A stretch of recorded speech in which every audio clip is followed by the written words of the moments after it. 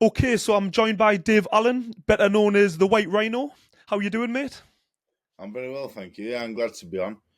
It's funny because you was actually when I started coming to Sheffield, sparring the likes of Simon Vallily and Warren Baster. You was already Yeah, on the Great Britain team, so you're someone obviously I I've was. known for a very long time. A few years older than me, so obviously I looked up to you. Starting out boxing. So yeah, it's funny how life works out, isn't it? And how we're here doing this. So it's a funny one. That's the funny thing about boxing because, like I say, you might have been looking up to me, but then as you progressed in the pro game, I was looking up to you. So it's just crazy how things go, really. But yeah, that's what I was going to kind of mention. Like that was my first memory. I think even before that, I'm sure you come on a trial. I'm sure it was meant to be cruiserweight, and you come in like massively overweight, and we were all laughing. But I mean, you just come in, done your thing, and that's what was all we always found hilarious because you're a funny guy, and I'm sure that's what it was. You were coming for a trial. It must have been, at a guess, maybe about 2012, maybe. Yeah, I started off. I'd only had 5 amateur fights, and my dad kept ringing Ron McCracken saying, "Look, my son needs to spar." So Ron McCracken must have thought it was crazy. Five Yeah. amateur fights, I've been boxing a year. I started sparring Warren Baster and Simon Lilly, and then like 9 months later, I've won the Boys Club's ABA quarter finalist, and I'm on the GB assessment. So things move really fast, and you know what? Like I never like the seriousness of anything in life. Really, I don't take things too serious. Which It's the obviously let best me way down. sometimes. Yeah, I guess as a professional athlete, as you know, like the seriousness is very important if you're going to make it. But so yeah, I let myself down a lot. But in terms of that scenario, yeah, I had a great time. Yeah, you was on the squad yourself. Like you're mixing it with the best fighters in the world. Anthony Joshua was there, all of them. It's just it's like a life experience. I look back on it with fond memories, even though it didn't work out as well as it could have. Yeah, like I say, I remember you coming for Spawn, and everyone used to just think like how tough you were because I mean, you've said this yourself. You weren't always the fittest, especially not back then. You would just rock up for sparring. If you got a phone call off Rob McCracken to come and spar Anthony Joshua or Joe Joyce, you would just turn up with your bag, jump in the ring, no warm up, just get straight into it. And like I say, I mean, these guys, like we were all training 3 times a day. We were extremely fit at that time. And you were just rocking up with a probably half an hour's notice and just turning up, walking into the ring and doing the rounds. And, you know, in a way, I've like what we always used to think it was amazing how well you'd done because these were top operators and they were like fully fit and you weren't, but you were able, doesn't matter how many rounds you are doing, you could do it. You could get through the rounds, and I've seen some of your interviews talking about this, and it's a credit because at that stage in your career, imagine if you had have been fully fit, what you could have done at that point in time. And I know you've still went on to do great things in boxing. You've achieved more than I have in the pro game. I think sometimes I hear the comments you make, and I feel as if you discredit what you've achieved. In my opinion, you've achieved a lot in boxing, and like I say, really probably performing most of the time at 50%. Yeah, back then when I was sparring like Josh and Joe Joyce, sometimes but you know what it was? I was showing off. I'd turn up, I'd give them free shots. I'd bring me packed lunch that I would not eat at work that day. I'd be eating cheese sandwiches between rounds, a can of Coke and that while I got my gums to the med guard on. And, it's just youth, innit? It's youth. I was, the biggest issue I had was I was scared of failing. I was scared of giving 100% and failing. That was my biggest problem that I had. Even later on in my career, I didn't want to give it 100% because if I gave 100% and it wasn't enough, like what was I going to do? Like that was it for me. So yeah, like I said, I had a great time. I probably had a greater time because I never really did much training. I never stopped doing anything that a normal person would do, and I had a great career. But I look back now and I just think now that I'm training kids and managing kids as well, I just think I wish I'd have gave 100%. Like I am now, but I'm 32 now, so I've got I don't have any regrets because I lived my life how I lived it. But I have a lot of there's a lot of what ifs. But like you said, I achieved quite a lot really. But at the same time, while a lot of people think I overachieved in terms of headlining the O2 and stuff, I feel like I underachieved in terms of my ability because I think I'm very underrated and underestimated because you don't get a look on the Great Britain team if you're not a top class fighter. You don't spar Not at Anthony all. Joshua and Joe for years on end. So I think it's a shame, but at the same time, the career I had, I can't really complain. I was pretty much going to say the same because I think to the casual person watching, they might think that I've seen you behind closed doors, see what you can do in the gym. And, and I knew at that point in time where your fitness was and you were able to stay with these top guys. So I totally agree. I think you have underachieved and done great, but I think you could have done even better. That's what I was kind of going to go on to about like why you've decided to come back into boxing because I know you're kind of half retired and you've kind of come back into things and, you've kind of answered that. It's kind of all the what ifs and you're only 32. That's the thing. You're still actually in heavyweight terms. That's not old. You've still got time on the clock, if you know what I'm saying. Yeah, I think it's very hard to leave. I've not really done anything else in school. I'm not really qualified to do anything else. But it's just a hard thing to leave. Like I retired at 28, but like I can't leave boxing.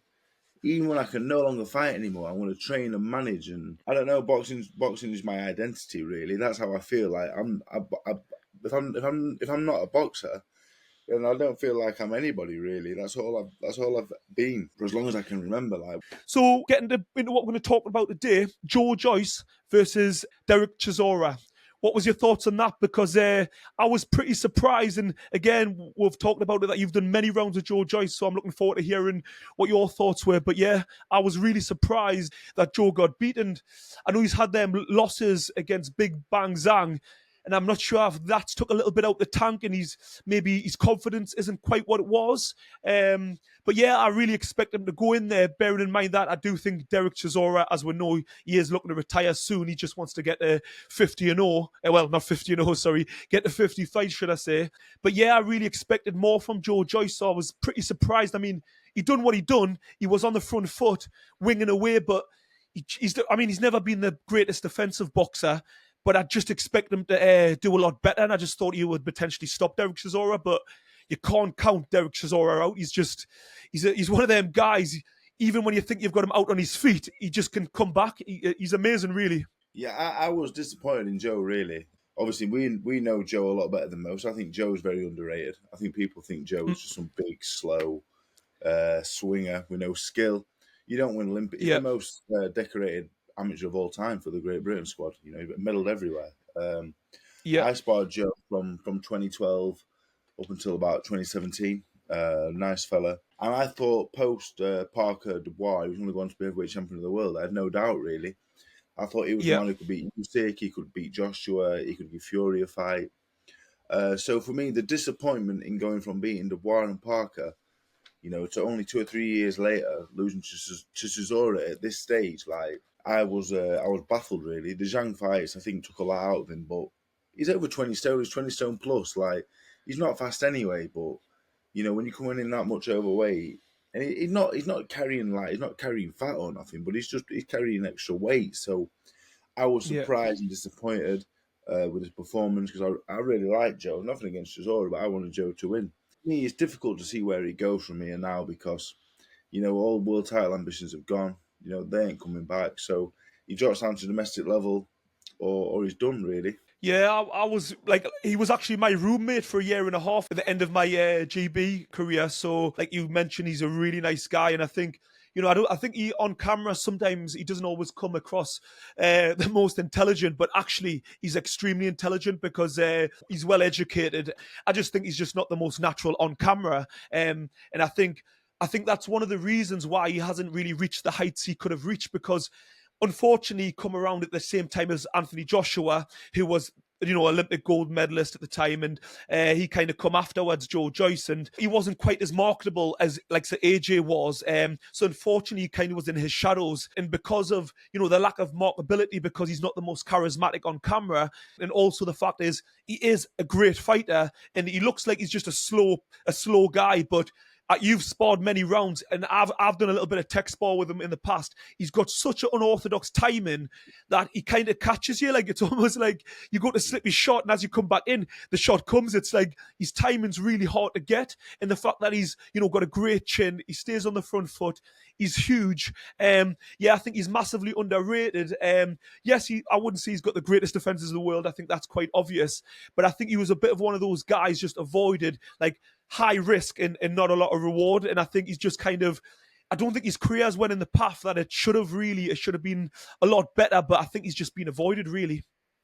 Yeah, disappointing really. I think I think the age, obviously started, he was a late starter, turned pro, probably was 31 when he turned pro, 30, 31.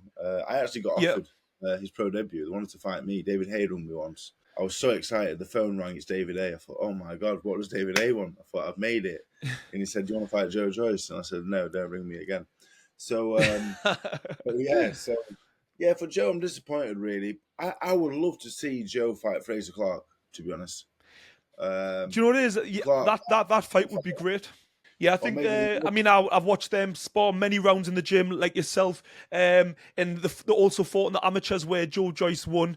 I think that would be a really great fight. I think it could be a huge fight. I think it would be. Well, at the end of the day, it's a British dust-up, so they always do well.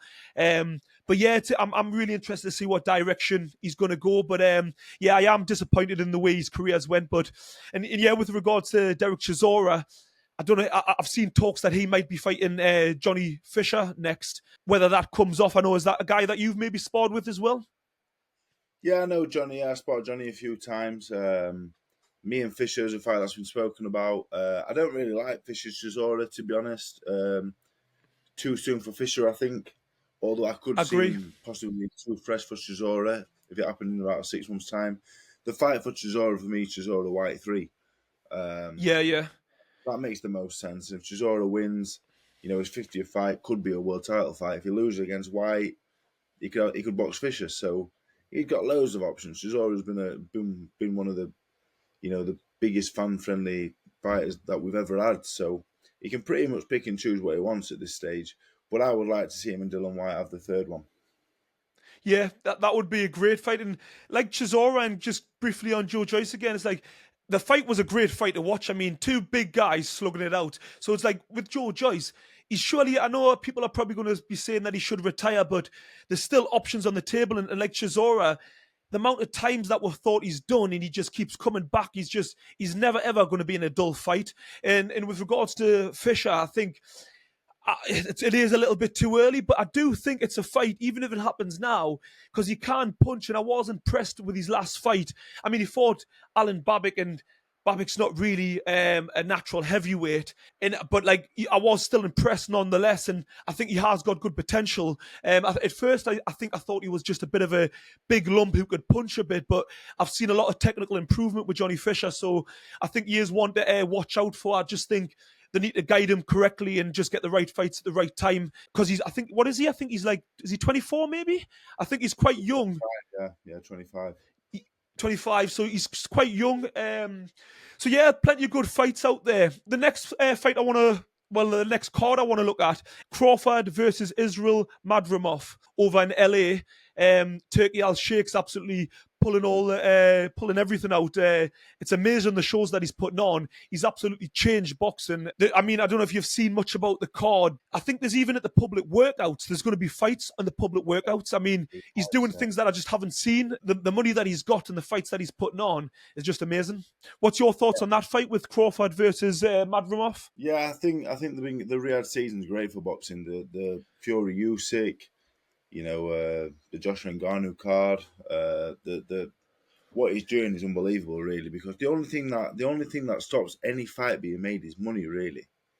Yeah, Because I could offer you Baturbiev tomorrow, and if I offer you 5 grand, you're going to say go away. But if I offered you 5 million quid, it's going to happen. So, and the money don't seem to be a problem for them. So I think the it's probably the best thing to happen for boxing fans in my lifetime. In terms of Madrimov and Crawford, I've seen Madrimov a few times. I watched his last performance. I was really impressed. He boxed a fellow that beat Liam Smith, and he took care of him no yeah, problem. It was one-sided, and then he took him out. The worry for me with Crawford is he's getting no younger. He started off at lightweight. He's now put light middleweight in with a very good operator. I think this is the biggest test of his career. To be honest, I think Madrimov has the size and the ability to give him all the problems in the world. That being said, I think Crawford is pound for pound number one. He has the ability to. I was talking to my old man the other day. He's up there with the Leonards and the Hagels and the Durans. So, but I think he will need to be a young, fresh, big light middle in Madrimov. yeah. It's a difficult one because I can't decide if I think it is, his toughest test because I think it's, stylistically, and he's got the size advantage, Madrimov, and he's strong, he can punch, he's well schooled as an amateur. But when it comes to Crawford, I just think he's so rounded. He can fight in both stances equally as well. He's so accurate, he doesn't waste anything. Like you said, I put him up there as an absolute pound for pound. You can argue that there's Usyk, but them two somewhere about the same. It's just one of those. Can he perform at that level? Because you never know when Father Time's going to come, and he'll have, like you said, he'll have to be his absolute best to beat a bigger, stronger man. But the funny thing is, size-wise, they're about the same height, and actually, Crawford's actually longer in reach. And I've seen Madrimov in some of his fights; he can't be hit. It's not like he's got the world's best defense because he comes forward. He's that aggressive. He's like I say, he's there to be hit, and I just think Crawford's so skillful the way he can, switch stances, the way he comes off at angles. I just think he's got that potential to pick him off, moving off at angles and catching him. And, Crawford's put on size. He's built up into the weight. I think he started at welterweight and he's now, at a bigger weight. And, he's got that wrestling background. I don't know if you've ever seen any footage of him actually wrestling, but I think people are often surprised his actual physical strength when they get in there with him, because he is very strong in the ring. Even though he's got that long-limbed look, he's extremely strong. So, I still pick Crawford to win. But, like, he's going to have to be on his absolute A game, because I don't think he's ever fought anyone with Madrimov's power. And I think that's what I'm worried about. It's like, if you can keep out of the way of the power, of course you can win. I think skill-wise, he's the best in the world, as we've said. It's just, can he handle the power? That's what I'm worried about. Yeah, I think with Crawford, I think the only thing that's going to get him beat is his size and his age. It's like Inoue, eventually he's going to go up a division too far and get beat. As good as he is, fly, super fly, bantam, eventually you keep going, you get beat. That's just the top and bottom of it. There's weight divisions for a reason. So I expect Crawford to beat Madrimov. I really do. I think he'll outbox him. I think he'll win on points. But it's like, size and age are the two biggest factors, and activity as well in boxing for me. So it's a very interesting one. The card as a whole is an interesting one. The Riyadh season shows, not just the main event, top to bottom. These cards are. I was lucky enough to be in Riyadh for the 5 versus 5. I was on there with the Pain Game with True Geordie. Shout out to True Geordie for getting us over there. He's actually going to be over there in LA. So anyone watching, make sure to tune into the Pain Game for a watch along as well. But I was lucky enough to see it firsthand, and what an experience. I mean, it come out of the blue. I wasn't expecting it. Within a week's notice, we're over there.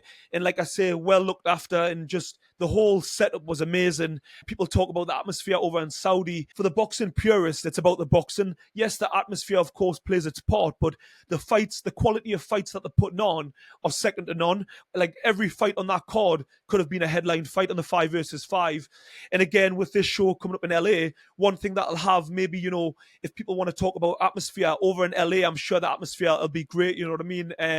Because Saudi's still kind of up and coming when it comes to boxing. So yeah, I think this card's going to be great. And the last 2 fights I want to kind of touch on, obviously you're a heavyweight. We've got Andy Ruiz versus Jarrell Miller. Another great fight. I just think the activity is going to be the problem for Andy Ruiz, because he hasn't fought in 2 years. And I think when he fought Anthony Joshua, he had life-changing money. He become the first Mexican heavyweight champion. It's that saying, it's hard to get out of bed in the morning when you're wearing silk pajamas. And when he come for the rematch against AJ after shocking the world in the first fight, he'd put on loads of weight and he just didn't have that same hunger. And yeah, as we're seeing, Anthony Joshua just, boxed and move and beat him on points. You could see the talent was there, but he just wasn't able to, to execute his ability because he just wasn't in shape. And I think, for Big Baby Miller, he is looking in great shape for this fight. But again, when we look at his resume, he hasn't really fought anybody. He fought Daniel Dubois recently and lost. And we know he's got a great chin. But in that fight, he was massively overweight. And he has lost a little bit of weight. But I just think that Andy Ruiz has boxed at the higher level. He's got a lot of better boxing pedigree. So, yeah, it's an interesting one. But if we do see a vintage Andy Ruiz, I do expect him to win. What's your thoughts? Yeah, I think Andy Ruiz is one of the best heavyweights in the world.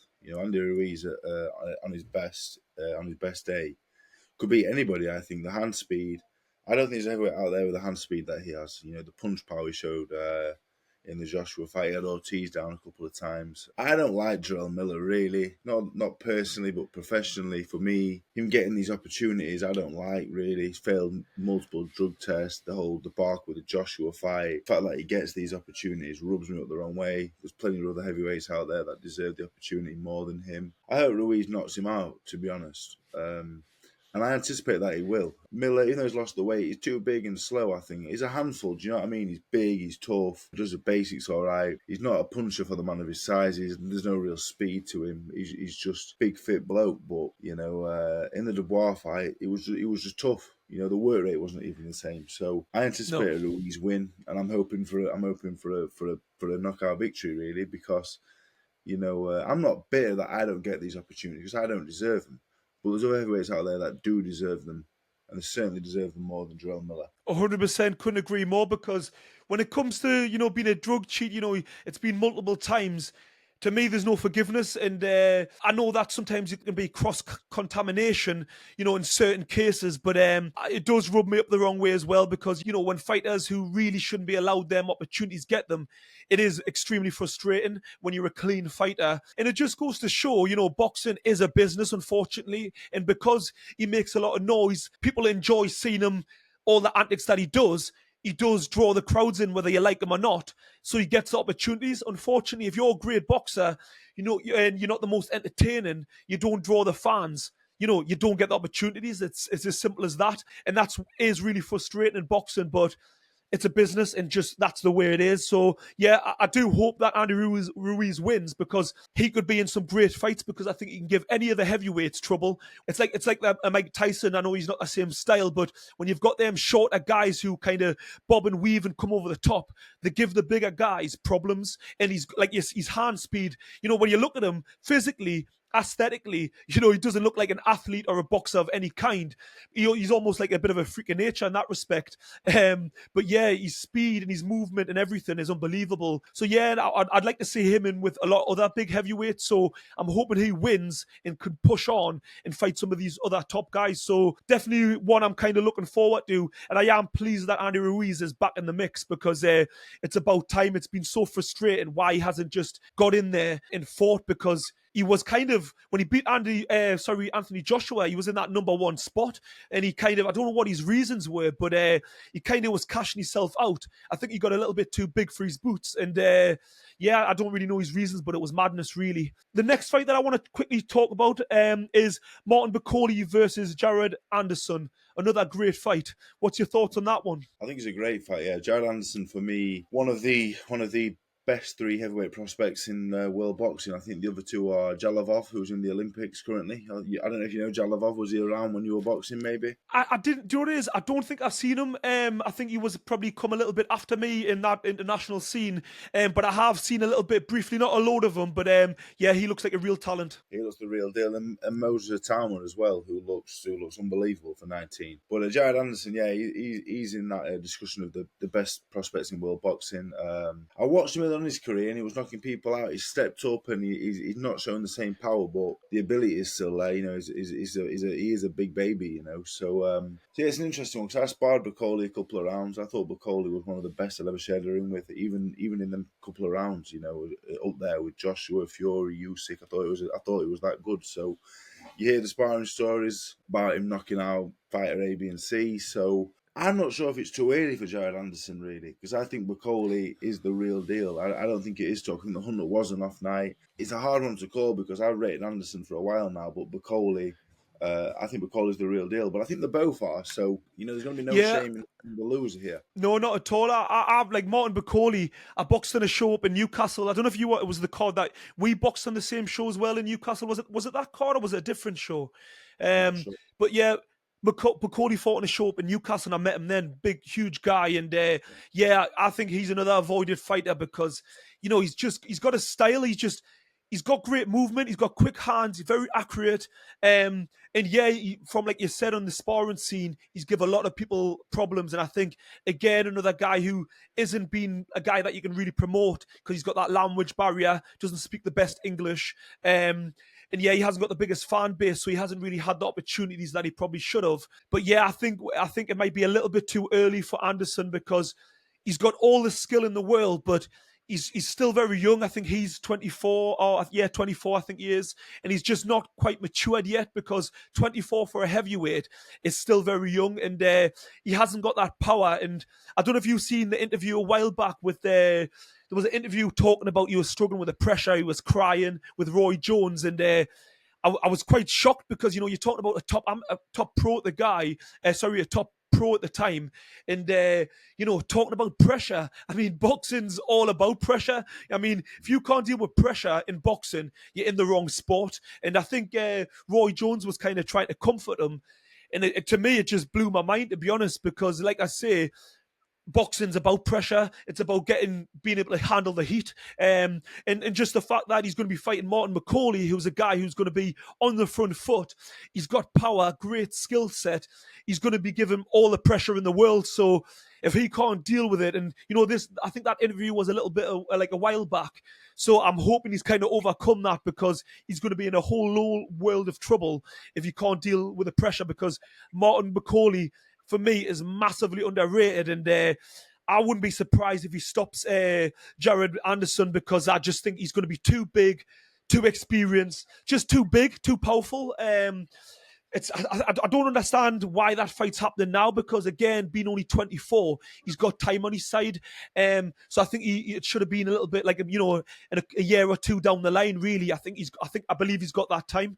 But I think the problem we've got now in boxing, it's kind of a great thing, but also a little bit of a problem is, we've got Turki Al-Sheikh putting these great fights on, all 50-50 fights. So, from a fan's perspective, it's absolutely amazing. But from the fighter's point of view, these fights are coming in thick and fast, and the opportunities are there. The money's great, so they can't really turn them down. So it's a bit of a funny situation, really, because, me as a boxer, if I was getting them offers, I haven't yet. I mean, I hope at some stage I get a little call. That would be amazing. But, I'd fight any man on the planet for the money that's getting put out in these, I don't know the exact money, but I know they're getting paid very well. So I can understand why fighters are taking these fights so early, because, if they do win it, I'm not saying he's not capable. I just think you don't want fighters to be held back too much, because when they do eventually step it up, they're not prepared for it. So you have got to have them fights where they're getting challenged, but, you don't want these massive jumps. And I just think it's a step too early. So it's an interesting fight, and it's one, as a fan, I'm really looking forward to. But I do believe Martin McCauley might just be a little bit too big, and I think it's just going to be, I can see him stopping him, to be honest. I think I can see him stopping him within 8 rounds. Yeah, it's difficult. Like you say, the most important thing about boxing is the matchmaking. Absolutely, 100%. It's at the right time. It's about risk reward. Well, the money that's being thrown about, you don't know. If that's enough money in one night to not work for the next 20 years, it's a risk worth taking, in my opinion. So, and boxing really is all about the fans, because the fans are paying the money for the tickets and the venue. They're paying the pay-per-view. So for me, really, it's about the paying fans. So yeah, I do think the this new era of adventurous matchmaking can only be a good thing for boxing. 100%. Well, I think we'll wrap it up there. It's been great having you on, and because, again, I think a lot of people, if anyone who doesn't know you, I'll put your YouTube channel, because you're now on YouTube. I'll put that in the link. But you've been in there with all the top guys. You've been in there with the likes of Usyk. You've been in with the Klitschko's. A wealth of knowledge you've got. So anyone watching, make sure to tune into his channel. So yeah, it'd be great to get you on the channel again sometime. So really appreciate you coming on. Thank you very much for having me. I appreciate that. Thank you. Thank you very much, mate.